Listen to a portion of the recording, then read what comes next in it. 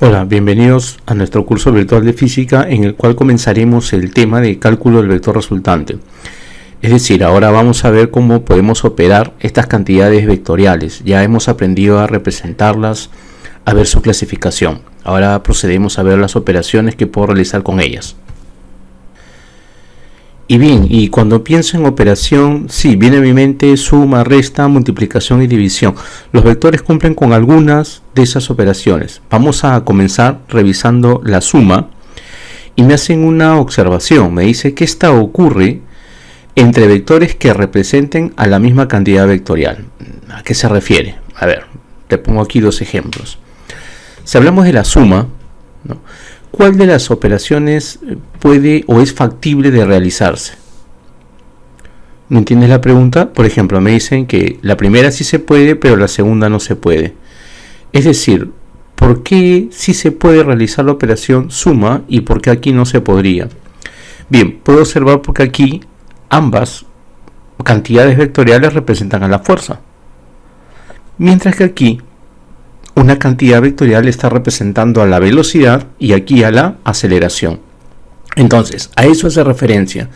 Si yo voy a sumar cantidades vectoriales, estas tienen que representar a una misma cantidad vectorial. Es decir, puedo sumar fuerza con fuerza, velocidad con velocidad, aceleración con aceleración, etcétera, etcétera. Pero debo recordar algo importante. Debes de saber que los vectores no cumplen con las leyes de la suma de los números reales. Es decir, a ver, veamos. Si yo te pido que me sumes 5 y 3, estoy seguro que tu respuesta debería ser 8. Y es más, hay ciertas cantidades físicas que cumplen con esta condición. Por ejemplo, 5 kilogramos más 3 kilogramos, 8 kilogramos. 5 horas más 3 horas, 8 horas. 5 metros más 3 metros, 8 metros. Veamos aquí, y si quisiera sumar 5 newtons más 3 newtons, o 5 metros por segundo más 3 metros por segundo, ¿obtendría 8 como respuesta igual que en el caso anterior? Observamos que esto ya no es factible. Es decir, cuando hablamos de vectores, yo ya no puedo actuar como actuaba con los números reales. Debo de tener cuidado. Justamente por eso en este capítulo queremos desarrollar esa nueva forma de operar, tanto los vectores así como las cantidades vectoriales representadas por ellos. Y bien, comencemos con la suma. ¿En qué consiste sumar vectores? A ver, el gráfico nos va a ayudar mejor. La idea es esta: poder reducir a uno solo. Te doy 3, 4, 2 vectores y los puedo reducir a uno solo, llamado vector resultante, donde este vector resultante viene a ser la suma de los vectores. Pero por favor, vuelvo a repetir, una suma vectorial, no una suma escalar. Para poder hallar el vector resultante voy a disponer de 3 métodos. Por favor, esto es netamente convencional. Es decir, alguien me trae un libro y me dice: Coel, eso no aparece aquí. Bueno, yo voy a desarrollar el cálculo de la resultante a través de estos 3 métodos: el método del paralelogramo, el método del polígono y el método de descomposición. Debemos de aprender de cada uno de estos métodos sus ventajas y desventajas para poder hacer el cálculo del resultante de una manera más eficiente. Bien, comencemos con nuestro primer método, el método del paralelogramo. Vamos a aprender qué ventajas tiene, vamos a reconocer cuándo debo emplearlo. Comienza diciendo que es un método válido para un par de vectores. ¿Cuál? Si tuviera 3, 4, 5 vectores, ¿puedo emplear el método paralelogramo?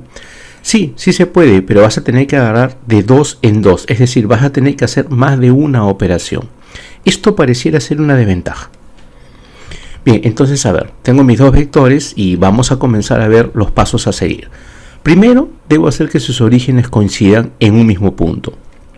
Origen, origen, saeta, saeta. Debo hacer que estos dos orígenes coincidan. Date cuenta que para ello no he alterado de ninguno de los dos ni su magnitud ni su dirección. Y observo que los vectores entre sí forman un ángulo θ. Paso siguiente. Debo trazar rectas paralelas a los vectores mostrados con la intención de formar una figura llamada paralelogramo. Entonces, una recta paralela a él y una recta paralela a él.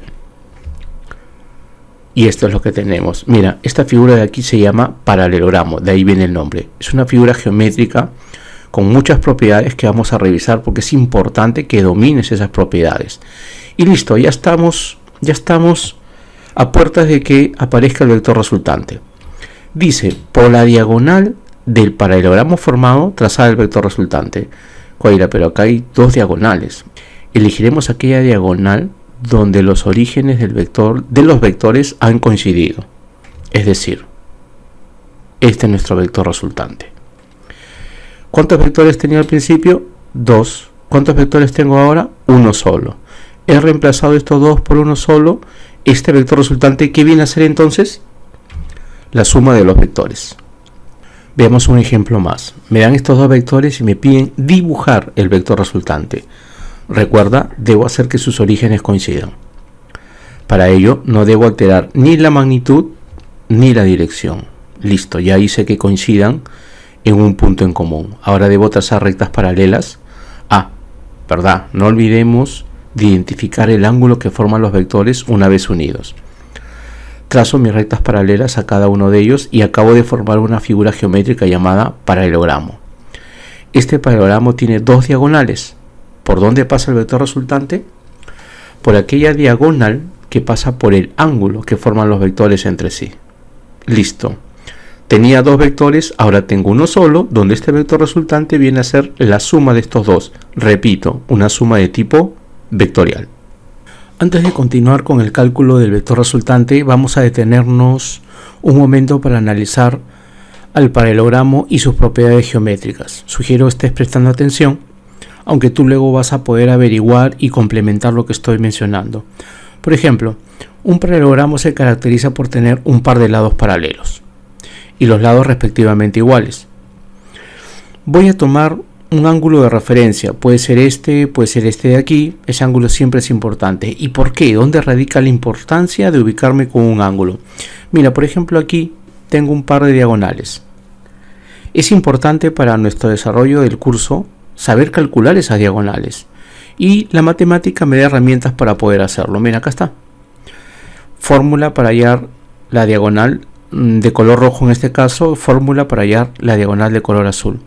Lamentablemente son fórmulas que se parecen demasiado, pero existe un pequeño gran detalle. La dificultad del alumno siempre está en reconocer cuándo uso más y cuándo uso menos, pero mira, es sencillo. Si quieres calcular la diagonal que pasa por el ángulo de referencia, mira, este ángulo de referencia incluso aparece en las fórmulas, uso el más. Y si quiero calcular la diagonal que no pasa por el ángulo de referencia, uso el menos. Ya está. Siguiente pregunta. ¿Hará esta diagonal papel de bisectriz en este caso? Es decir, alfa y beta son iguales. No, no necesariamente. ¿Podrá ser el caso? Sí, siempre y cuando, matemáticamente hablando, mira, estos dos lados sean iguales. Si estos dos lados fueran iguales, la figura se convierte en un rombo. En ese caso, esta diagonal haría papel de bisectriz. ¿Qué más? Sigamos en el rombo. Si la figura geométrica es un rombo, es decir, estos lados de aquí son iguales, el ángulo formado por estas diagonales es de 90 grados. Y, a ver, para finalizar, dime, ¿para qué casos el valor de estas diagonales sería igual? Eso va a ocurrir cuando mi ángulo de referencia sea 90 grados. Por favor, todas estas son propiedades geométricas del paralelogramo que nosotros vamos a utilizar para el cálculo del resultante. Ahora, quiero que te concentres, miren este triángulo. Mira, tiene un lado A, tiene un lado B y el ángulo θ entre esos lados, y tengo un tercer lado que deseo calcular. Ya está, mira. Entonces, mira, tengo dos lados conocidos, el ángulo entre ellos también, y esta fórmula me permite hallar el tercer lado que estoy desconociendo. Bien, ¿qué pasaría si ahora yo deseo calcular el valor, la magnitud de este vector? Si recuerdas lo que acabamos de ver en las propiedades del paralelogramo, mira, esta es una de las diagonales que hace un momento vimos, pero es la diagonal que pasa por el ángulo en común. ¿Recuerdas cómo era la fórmula? La magnitud de A al cuadrado más la magnitud de B al cuadrado más el doble de la magnitud de A por la magnitud de B por el coseno del ángulo que forman entre sí los vectores en cuestión. Esta es la fórmula que me va a permitir el cálculo de la magnitud del vector resultante. No es agradable, no se ve muy bonito, pero así es, la matemática me lo ha brindado. Y esta misma relación matemática la cumplen las cantidades vectoriales, las fuerzas, las velocidades, las aceleraciones. Ejemplo. Es un ejemplo directo de aplicación. Me dice, dado los vectores mostrados, calcula y grafica el vector resultante de ambos vectores. Punto número 1, Coahuila, debo unir estos orígenes de los vectores. Para eso, voy a hacer lo siguiente, mira. Ya está. Simplemente los he trasladado. Pero el ángulo que están formando entre sí, puedo ver claramente que ¿cuánto sería? 60 grados. Jamás pierdas de vista el ángulo formado entre sí. Listo, ahora debo trazar las rectas paralelas con la intención de formar una figura geométrica llamada paralelogramo, por cuya diagonal, que pasa por el ángulo de referencia, debo dibujar el vector resultante. Listo, y ahora ya estoy preparado para poder calcular su magnitud. No olvides que este vector resultante viene a ser la suma de estos dos vectores. Dato matemático, el coseno de 60 es 1/2. Eso ya tú lo sacas por la trigonometría. Comencemos. Sería entonces 5 al cuadrado más 3 al cuadrado más el doble del primero por el segundo por el coseno del ángulo, que ya he recibido la información que es 1/2. Y a todo eso le saco la raíz cuadrada. Tengo acá 25, tengo acá 9. Veamos, estos dos se cancelan y me queda 15. Este 15 con este 25 suman 40 y este 9, 49. Raíz de 49 me da 7. Finalmente veo, mira en este ejemplo, 5 más 3 no me da 8. ¿Cuánto me está dando? 7. Y si el ángulo hubiera cambiado, estoy seguro que esta respuesta también hubiera cambiado. Bien, veamos un ejercicio de aplicación. Sugiero que detengas el video para que tú lo intentes y luego puedas ver la resolución para verificar tu respuesta. Bien, voy a imaginar que ha sido así, así que procedemos a... Por favor, es importante que vayas adquiriendo la siguiente costumbre. Trata de hacer un gráfico mental de lo que está pasando aquí y luego lo plasmas en una hoja. Te va a ayudar bastante. A ver, veamos. La magnitud de la resultante de dos vectores de 4 y 5. O sea, mis vectores 4 y 5 están dando como resultante a un vector que mide raíz de 61. Y mire, está en unidades de centímetro. Significa entonces que estas cantidades físicas son desplazamientos. El ángulo entre los vectores es... A ver, gráficamente hablando me están planteando esto. Dos vectores de 4 y 5 forman un ángulo θ entre sí y tienen una resultante de raíz de 61 de magnitud. A partir de este planteamiento me están pidiendo hallar el ángulo θ. Bien, creo que aquí voy a aplicar la fórmula que vimos hace un momento. Esta fórmula nuevamente me permite el cálculo de la magnitud del vector. Para ello debo conocer, mira, la magnitud de los vectores que le dieron origen. Y en este caso el ángulo θ va a ser mi incógnita y la resultante, mira, ya es nuestro dato. Primer paso matemático, voy a elevar al cuadrado para eliminar la raíz cuadrada y ahora simplemente voy a reemplazar. Por ejemplo, la magnitud de R, que es raíz de 61, lo elevo al cuadrado y me queda simplemente 61. Y a partir de ahí voy a asignarle a A el valor de 4 y a B el valor de 5. Y acá está el doble de 4 por 5 y mi incógnita viene a ser el coseno de θ. A ver, vamos a operar una línea más. ¿Has captado lo que ha sucedido? 4 al cuadrado 16, 5 al cuadrado 25. A ver, voy a operar más. A ver, voy a continuar reduciendo. Acá está una vez más, 16 más 25, 41. Y acá sería 5 por 4 por 2. Esto es lo que tengo. Este 41 pasa a restar 61 y me queda 20. 20 igual a 40 coseno de θ. Bien, creo que podemos simplificar y podemos ver que el coseno de θ me sale 1/2. ¿Coseno de qué ángulo es 1/2? Ah, acá lo tengo, mira. Esta es la función seno y esta es la función coseno. ¿Qué ángulo es? El ángulo es de 60 grados y viene a ser nuestra respuesta. Bien, me plantean otro ejercicio. Nuevamente, por favor, te sugiero detén el video, inténtalo y luego compruebas o verificas lo que vamos a hacer. Bien, voy a imaginar que ya lo has hecho. En la figura se muestran dos vectores A y B cuyas magnitudes son. Me pide hallar el módulo de la resultante. Voy a darme cuenta más adelante que este mismo problema lo puedo sacar por más de un método, pero ahora estamos viendo el método del paralelogramo. O sea, necesito que estos vectores estén unidos por su origen y en la figura no están unidos por su origen. ¿Cómo consigo eso?